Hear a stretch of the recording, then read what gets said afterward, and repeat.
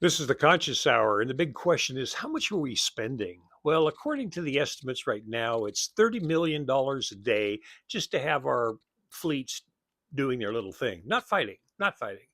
We will spend easily over $1 trillion. The US taxpayers paying for this, folks. Can you imagine that money being spent at home?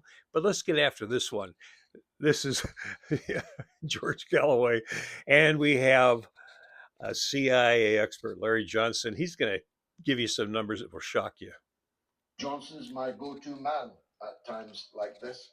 He knows everything there is to know about war and about the machinations of the deep state in the United States of America. How could he not?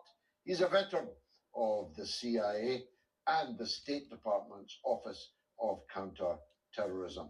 And he's the founder of the influential Berg Associates. Larry, wonderful to see you again, even in such difficult Hello, my friend. Circumstances.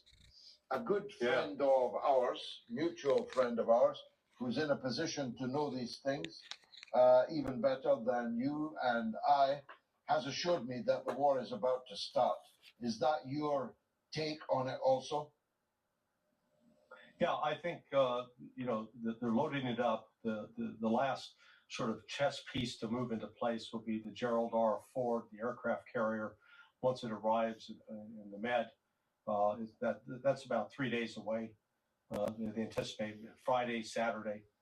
So I think the odds are very high that Trump is going to be pressured into launching this attack, and this will go down in history as one of the most foolish, reckless steps in world history, because I think it's going to end up doing significant damage, not just physical damage to the U.S. military capabilities in the region, but damage to the U.S. reputation. It's like, you have Muhammad Ali as this great fighter, and then once Muhammad Ali steps into a ring against somebody that he's expected to beat, and that fighter beats him, all of a sudden the reputation goes away, and that's what's facing the United States, because Russia and China have really made a point of joining forces in the wake of that failed color revolution that was launched on December 28th,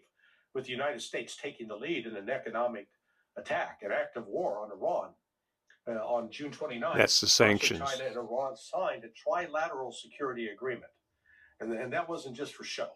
That is an agreement with real teeth, and the Russians and Chinese have been acting on that agreement since the signing that took place late last month. Trump's more primo carnera than Muhammad Ali, and only people of your age and mine will know that allusion.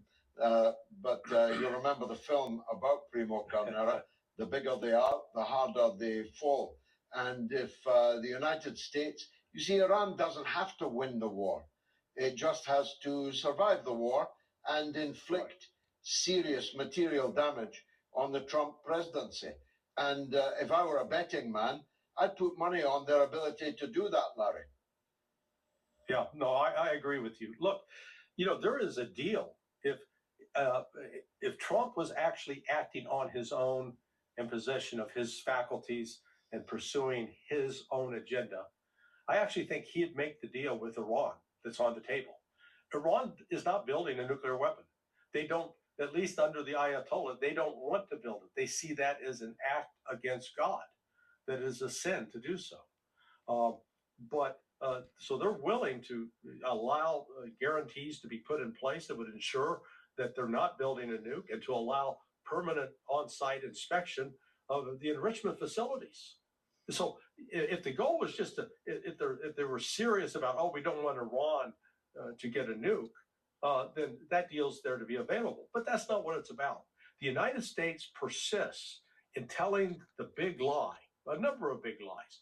Number one, that Iran is the number one sponsor of terrorism in the world. It is absolutely, factually not true. I can prove it both through the publications from my old office at State, the patterns they put out, the patterns of global terrorism that started in 1990 was reported on what had happened in 89.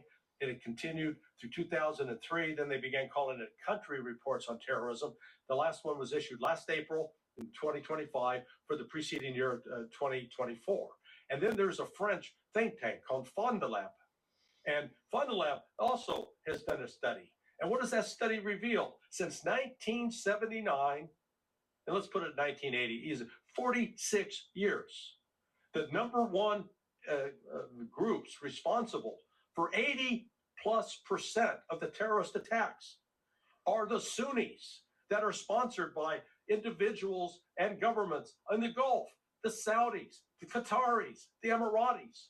Not a single group in the top groups that have killed literally hundreds of thousands of people over the last 46 years, not a single one of them is connected to or funded by Iran. Not one. And yet they go with this lie that Iran's the number one sponsor of terrorism. It is a flagrant lie. Well, then you top that off and think about how many wars the U.S. has been in. Vietnam was a lie. Iraq was a lie. Afghanistan was a lie. Somalia was a lie. Libya was a lie. Lebanon was a lie. Every war that the United States has raged has been based on a lie. Why? Because it's profiteering. The corporations can go in and steal their resources, and these big corporations that are outside the military industrial complex make trillions since Vietnam, hundreds of trillions, stealing other countries' resources. This is what the military industrial complex is, folks. It ain't very much different. It's just the mafia going around the world. And who is the biggest driver of it? Israel. Israel. It's real, folks. They own 93 to 97% of Congress. It's real, folks. Mossad, CIA, they're just two birds of the same feather, and they're predatory falcons. They aren't the eagle, that's for sure. The eagle is gentle and kind and respects life, but the predatory falcons, they'd rather blow you up for their imaginary wealth. This is the Conscious Hour, folks. Please share and like this button. If you want to give to the 501c3, please do. All the money proceeds go directly over to the people in need. Thanks for tuning into the Conscious Hour, and share and like it. Let's get the numbers up, because we got to have some sanity out here putting the whole picture together.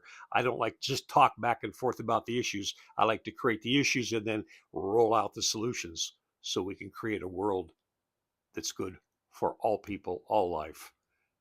Thanks for tuning in to the Conscious Hour.